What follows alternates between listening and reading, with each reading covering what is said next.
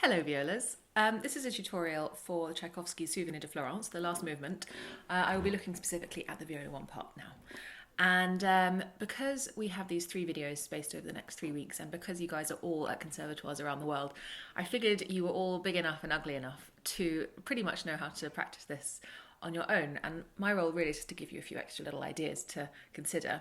So rather than trying to go through the whole piece in just 15 minutes 3 times, I'm going to split it up in the following sections. So this video is going to be just covering the beginning up until letter E.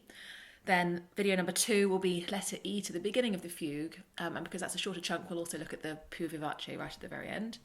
And then the third video in week 3 we'll be talking about the fugue itself and running up until where the più vivace begins. So I hope that's clear, I hope that makes sense. And yeah, off we go with the very beginning. So before we actually do any playing of this Tchaikovsky, do have a look at the warm-up videos, because for this opening we need to be really warmed up and nimble already. So after you've looked at those, if you haven't already, let's just find first of all that A octave, starting with the lower, and then we just float our 4th finger lightly above. And you can see, I think here, that I'm actually supporting my 4th finger by putting my 3rd and indeed my 2nd down as well, just to enforce the structural integrity of my 4th finger. Then for the right hand, we want to be as kind of nimble and as articulated as we can. So let's try that. I'm almost throwing a little bit my bow on the down and just letting it kind of ricochet up again for the up bow. And the idea is that in the context of playing with everyone else in this piece, it will sound a bit crunchy and scratchy under the ear, and I think that's absolutely fine and good, because this is a little kind of rhythm section after all, with the that's going on in the second violas and all the other fun stuff in the second violins. So 3 and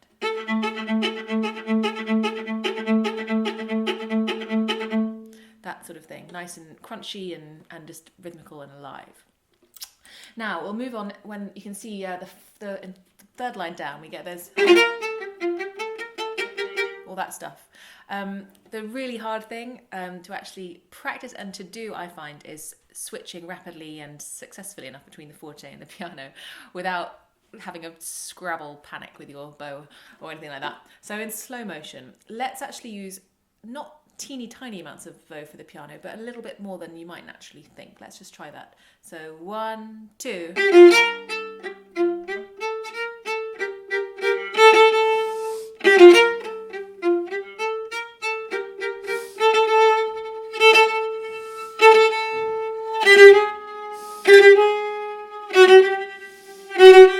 Now all that stuff, there are different fingerings, of course, you could do. It's entirely up to you. Perhaps you want to be in 2nd position and then do the 4th finger rather than string crossing over to the A for that B flat. The important thing is just that we have lovely rhythmical precision at all times.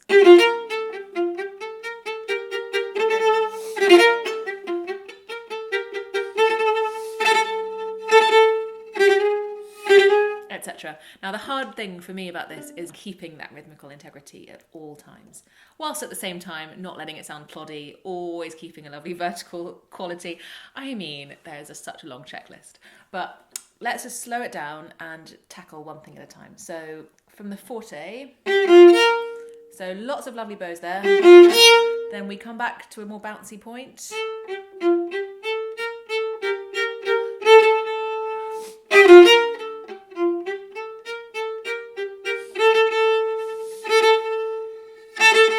Now for all that stuff, obviously normally we would be using our contact point for less or more sound. So obviously near the bridge, louder, or further away from the bridge, less loud. But here there's hardly any time to actually manipulate our bows in that direction. So I would use maybe that just a little bit, like on a micro scale, but also use bow speed, and maybe that's it actually. So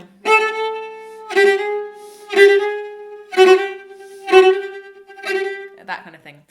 Really experiment with how quickly and how nimbly you can manipulate your bows. It's always a good idea to start slow and work up, but with this stuff it's also important to feel in sort of real time the split secondness of it. So that's quite a cool one to practice a little faster as well. Now, going on to tuba 4A, this is one of my favourite bits, and it's a bit weird because it's not like the most exciting viola bit ever, but I just love it. It's just like a little pixie, like throwing a little introduction into the air and then catching it at A, and then off they run. I just love that. I just love how it just carries us along. That quality, that kind of forwards quality, that kind of foresight is a really important one, which you'll also get back to this stuff. All that stuff has this fantastic linear sort of horizontalness to it. So now to letter A. Here we get the tune, which is fabulous, and we cannot rush. We do have to do all the articulations justice, and we also need to let our violas ring as much as possible within pianissimo. So we want lots of lovely release, so...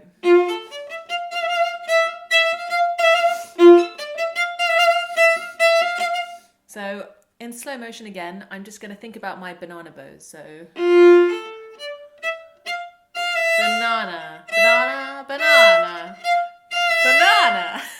That sounds so stupid. But that's essentially what we need to think. Wait, stop. What is a banana, I hear some of you cry. Well, not just this. It's also just a way of describing how to use your bow, just coming in and out of the string. So a really slow motion, over-exaggerated version on an open string is like this. So out and in and out again. And it just allows the strings to resonate. And of course you can do little baby bananas. You can do bananas of all shapes and sizes. I mean, it's nature, isn't it? Right. Continue.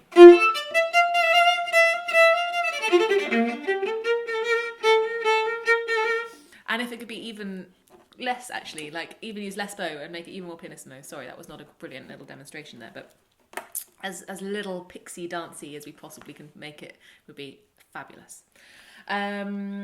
Now, it's all pretty much the same material, technically speaking, until we get to B. Now, letter B. Here we have the most fabulous viola tune, and we will be kept, hopefully, from rushing or slowing down by our second violas who have got this all that stuff, second semiquavers, and it should keep us nice and grounded, but we should also feel this kind of pride and sort of uplift as we play this tune. When we get to the semiquavers, let's treat that not as fast music and sort of spiky off the string, but actually let's treat it as sped up slow music. And I found historically that has helped me a lot when it comes to just maintaining my calm, my composure when stuff is fast and a little bit fiddly. So let's just do in slow motion from this fabulous rev, as it were, into letter B. So...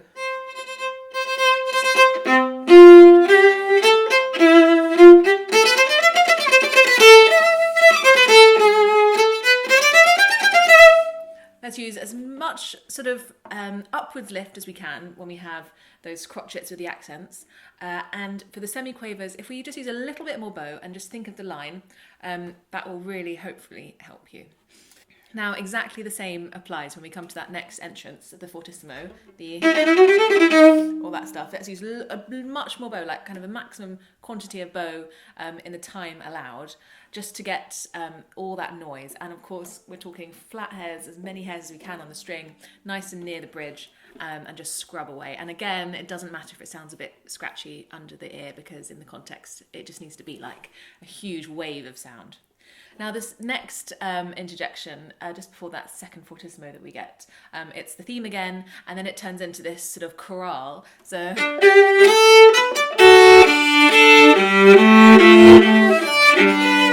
And let's really do a lovely spread chord. None of this, which is another naughty tendency of mine.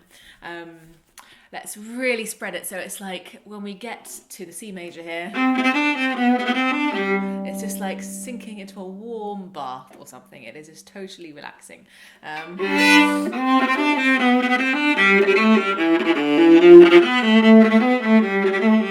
So let's use as much kind of rhapsodic movement in our bodies as we can for that material, whilst kind of keeping the lid on. It's like one of those things that we have to try and do two things. Of course, it's accompanying material, so it can't be like look at us, look what we can do. It has to, but it equally has to have really characterized qualities to it. And the tricky thing, of course, is letter C when it turns into a pianissimo thing. So we just totally cut everything down to its smallest potentials. So hardly any bow, hardly any hair of your bow, whatever the notes are, that sort of thing. If you can see, it's quite hard to describe. 2 lines above letter D in my part, we have this fabulous fortissimo little interjection that comes in the middle of everything else that's going on. This thing.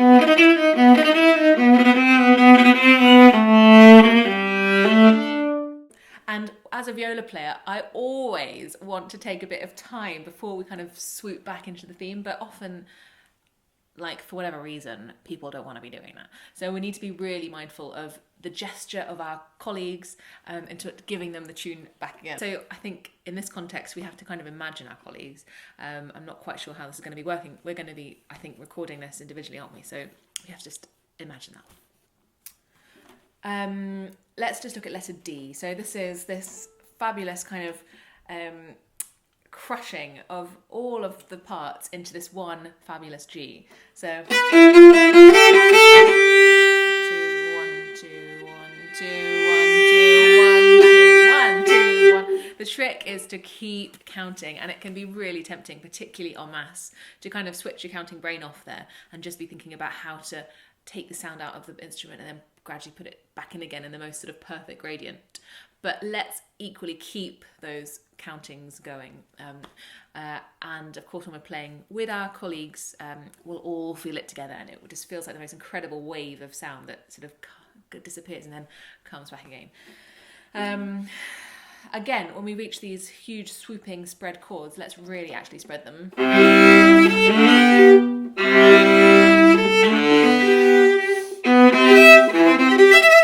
Let's just really kind of enjoy and get into the viola as much as we can. Back to those bananas again. And as always, practice it slowly, really listen to your intonation, really feel the physicality of our bow arms coming in and out of the string. Practice it perhaps without your left hand. So...